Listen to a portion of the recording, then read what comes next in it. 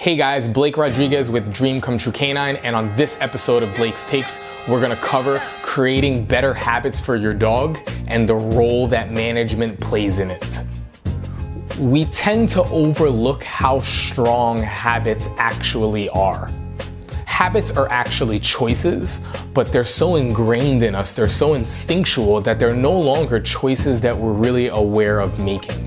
A great example of this is my building, for example. Recently, they were doing repairs and the hot water was going to be shut off.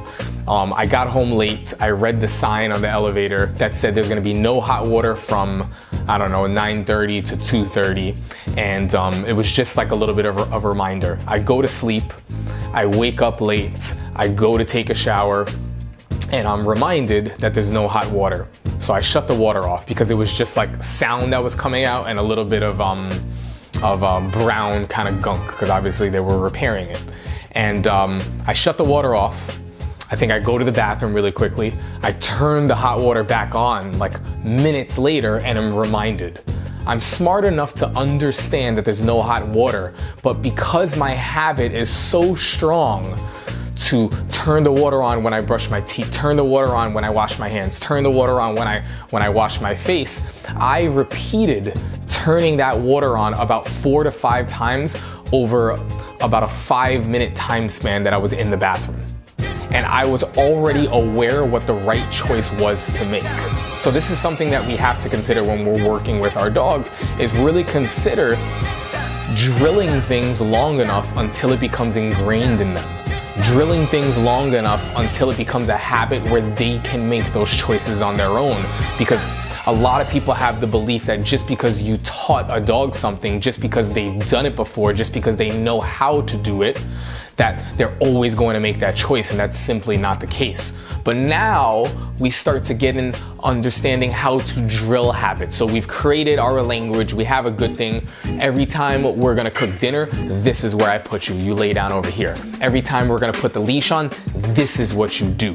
And I drill it and drill it and drill it and drill it with the understanding that it is not a habit for them. And with the majority of dogs that come in through our training program, they have been practicing another way of living.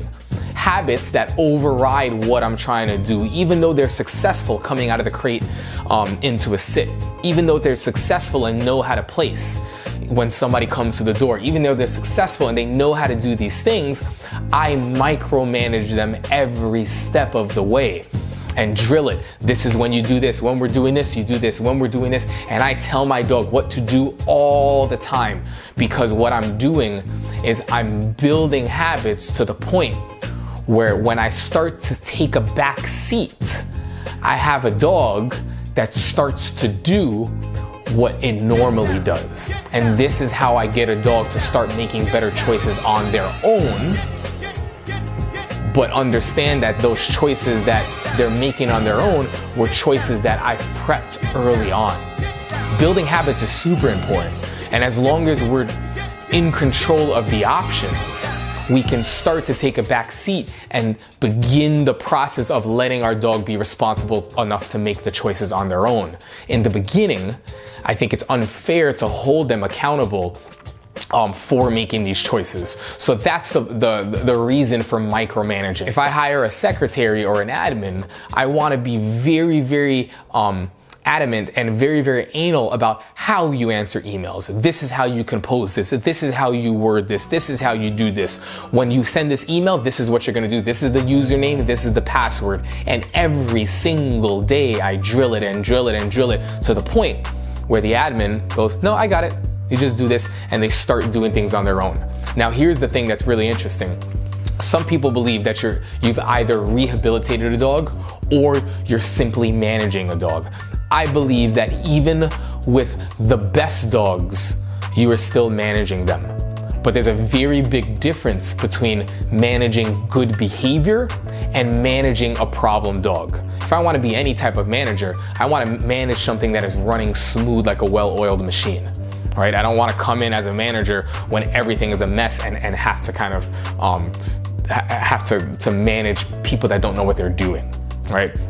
So what we're doing is we're drilling these habits to the point where, for example, for a child, my kid, I always say, make sure you say please and thank you, please and thank you, please and thank you, please and thank you. And one day he goes to the cafe to buy a cupcake, and the person at the front gives him the cupcake for free. I was too far away to remind him. And I go, I'm about to say, make sure you say please and thank you. And right when I think about saying that, he gets the cupcake and goes, thank you, and walks away.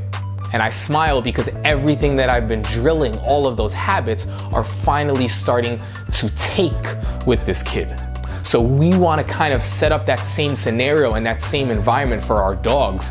The belief, once upon a time, structure, rules, and boundaries, it was believed that it was mean and it was cruel, and you're always telling your dog what to do and this and that. But I really believe that we owe it to them to show them when they can do this, when this is acceptable, when it's not acceptable. Some behaviors are not even bad, they're just inappropriate for this situation or for this context. So the more that I can show a dog, this is when we do this, this is when you do this, this is when you can do this, this is when we do this, the easier it is for them to make that choice down the road. I feel like it's our obligation and my obligation as a dog owner, as their right-hand man, as their friend, to domesticate them for the wild that they live in, which is very different from what they were originally bred for, especially here in New York City.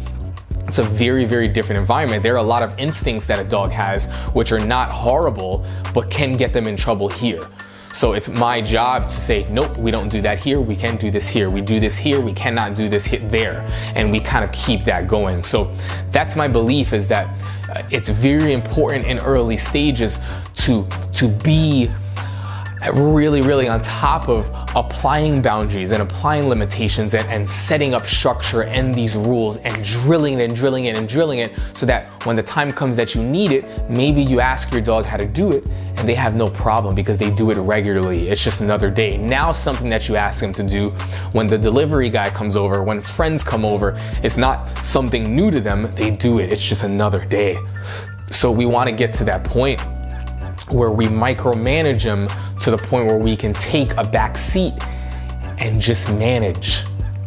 Not much differently than a new police officer who just gets on the force. They're gonna put him with a veteran officer. And that probie, that new rookie officer, is gonna try to do everything by the book. And the veteran is, oh, no, listen, that's gonna get you killed on the street. You gotta do it this way, or you gotta do it this way. Is gonna walk him through how to do things. Now that veteran, who has maybe 20 years on the job, he's not on probation. He's not really being, he or she is not being micromanaged, but they're still being managed by the law. They're not making their own rules. They have habits ingrained in them where they know, ooh, this happened, fill out the paperwork. Ooh, this happened, call it in. Ooh, this happens, we have to do this.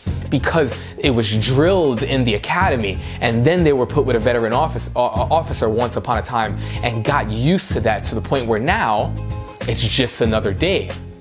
And the superiors oversee things, but they're not micromanaging. A lot of rookies that come onto the field have 6 months probation, and then they're put with this person, they're put with that person. So what we want to do is we want to ingrain these habits and drill these habits to the point where they become reflexive, to the point where you don't have to remind your dog or your kid, please and thank you. You see they're starting to do it. And when you do need to kind of help them and manage them here and there, it's less and less micromanaging and more of the dog being a dog and starting to understand time and place and context to an extent. They understand, oh, when I'm doing this, we do this, and start to kind of really observe instead of just wanting to play tag 24/7. The bulk of behavioral issues that people struggle with their dogs are wrong contextually. Playing tag with my best friend, there's nothing bad or wrong about playing tag. But if I'm trying to do it in a classroom when a teacher's trying to teach, if I'm trying to do it in church when the preacher's preaching, it's inappropriate. And I have my parents or elders to manage and let me know. Otherwise, I probably would have wanted to play tag innocently. A lot of your dogs are going to be making innocent mistakes, and it's our job to help them through letting them understand and showing them, here we do this, here we do that.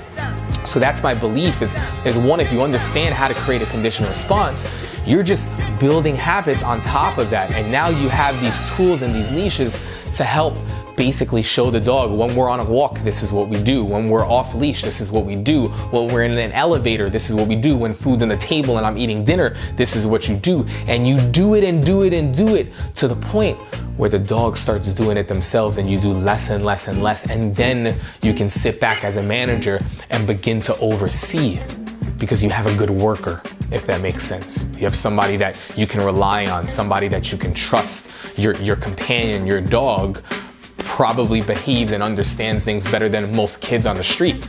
So I think it's really, really important, and micromanaging I see as a very, very good thing early in relationship building, before you get to the point of sitting back and expecting your dog to just know it on their own.